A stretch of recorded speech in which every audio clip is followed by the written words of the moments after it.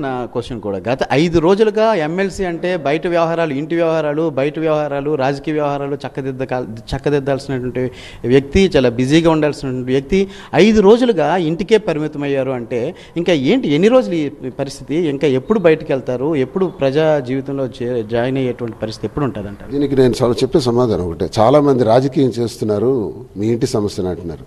ఇది రాజకీయం అయిపోయింది. ఎందుకంటే గొడవలే రాజకీయంగా వచ్చాయి.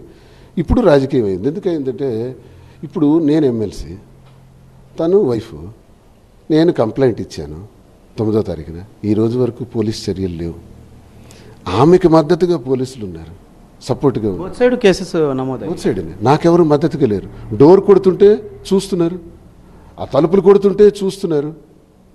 మరి కూర్చున్న వరకు తప్పేం లేదు. దాడి చేస్తున్నప్పుడు ఎన్నోసార్లు వచ్చి తలుపులు కొడుతున్నారు, కూడా చేస్తున్నారు. అప్పుడు పోలీసులు నివారించే ప్రయత్నం చేయాలి. అసలు పోలీస్ చర్యలు ఏంటి? ఎంతవరకు చెప్పండి.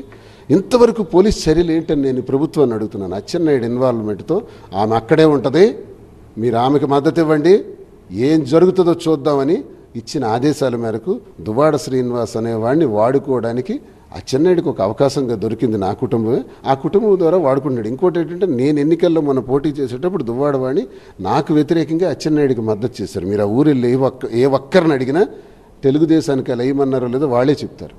వాళ్ళు రాఘవరావు కూతురు టీడీపీ, అది మొన్న యాక్సెప్ట్ చేశారు కూడా, మేము టీడీపీకి చేశామని. కాబట్టి అతను ప్రతిఫలంగా ఇప్పుడు వాళ్ళకి సపోర్ట్ చేస్తున్నాడు. దీనివల్ల ఇది రాజకీయం అయింది. లేకపోతే 5 రోజుల ఇష్యూ పరిష్కరించుకోవడానికి ఇంత టైమా? వాళ్ళు డిమాండ్స్ చెప్పరు సార్. ఇప్పుడు 5 రోజులుగా మేము చూస్తున్నాం, మీరేమో ఇంటికి పరిమితమయ్యారు, ఆమెమో వచ్చి ఇంటి బయటే ఉన్నటువంటి పరిస్థితి.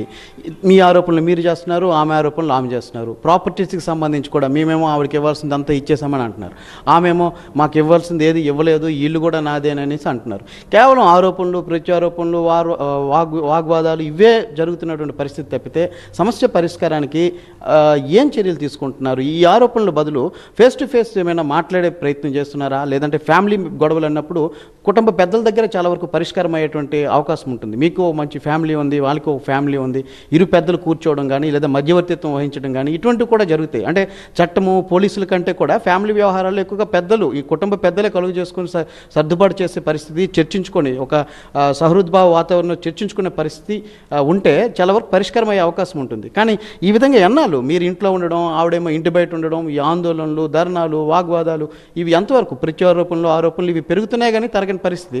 సో ఏమైనా ఒక స్టెప్ వేసి ఫ్యామిలీనో లేదా మధ్యవర్తిత్వం ఎవరినైనా పంపించడమో ఇలాంటివి ఏమైనా చేసే ప్రయత్నం చేయకూడదా? ఎందుకు చేయకూడదు? చేయరా? అటువంటి ఆలోచన ఏం లేదా? నేను అందుకే మీకు అందరికీ చెప్పాను, ఆమె డిమాండ్ ఏంటో స్పష్టంగా మీ ద్వారానే ప్రజలకు తెలియజేస్తూ నాకు చెబితే నేను దానికి సాల్వ్ చేస్తాను అంటున్నాను. నాకు చెప్పితే 5 నిమిషాల్లో సాల్వ్ చేస్తాను. నాకు ఒక 2-3 నన్ను అడిగారు, సార్ మేము ఏమైనా ఇన్వాల్వ్ అయ్యి మాట్లాడచ్చు, మాట్లాడండి అన్నాడు. మాట్లాడండి, పెద్దలు, మా కుటుంబ పెద్దలే, మాట్లాడండి, ఏంటో నాకు చెప్పండి, ఒక కాగితం మీద రాసుకుని నాకు ఇవ్వండి, నేను అన్నీ చేస్తాను ఎక్సెప్ట్ ఈ నివాసం ఏదైతే నా కోసం కట్టుకున్నానో ఇదొక్కటి తప్ప నా తదనంతరం ఎలాగా వాళ్ళకి వస్తుంది. ఎందుకంటే ఇదొక్కటి కూడా నేను ఇవ్వలేను అంటున్నాను. ఆ 6 కోట్ల రూపాయలతో కట్టించినటువంటి ఇల్లుకే తాళం వేసి బయటికి పంపావు. ఇక్కడ నేను కట్టుకుని రీసెంట్గా కట్టినటువంటి ఈ గృహానికి ఇంకా పూర్తి కాలేదు, దీనికి తలుపులు విరగొట్టి డోర్లు కోసం దీనికి తాళం వేస్తే నేను ఎక్కడికి పోవాలి?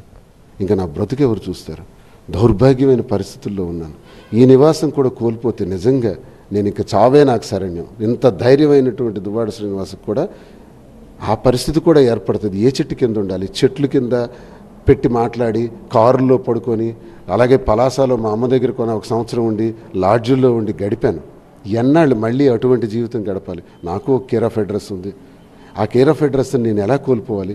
ఈ కేర్ ఆఫ్ అడ్రస్ ఉండాలి నేను బ్రతికున్నంత వరకే నన్ను ఉద్దేశంతో ఈ ఒక్క ఇంటిని ఇవ్వలేను అంటున్నానే తప్ప మిగతావన్నీ ఆన్ ద స్పాట్ చేస్తాను. ఇంకేంటి చేయాలో చెప్పమనండి. అదే మీరే ఎవరైనా సూటబుల్ పర్సన్స్ని సెలెక్ట్ చేసుకొని పంపించవచ్చు కదా. అడిగారు, వాళ్ళకి మాట్లాడమని చెప్పాను, ఏమేం కావాలో రాసివ్వమని చెప్పండి, అవన్నీ చేస్తాను. నేను ఎప్పుడూ చెప్తున్నాను సార్, ఇప్పుడు ఎన్నికలకు ముందు చెప్పాను, ఎన్నికల ముందే, ఎన్నికలుగా నా ఎలక్షన్కి ఒక 20 రోజుల ముందే నా టైము వెరీ టైట్, ఆ టైట్ షెడ్యూల్లో కూడా వెళ్ళి ట్రాన్స్ఫర్ చేశాను, రిజిస్ట్రేషన్ చేశాను.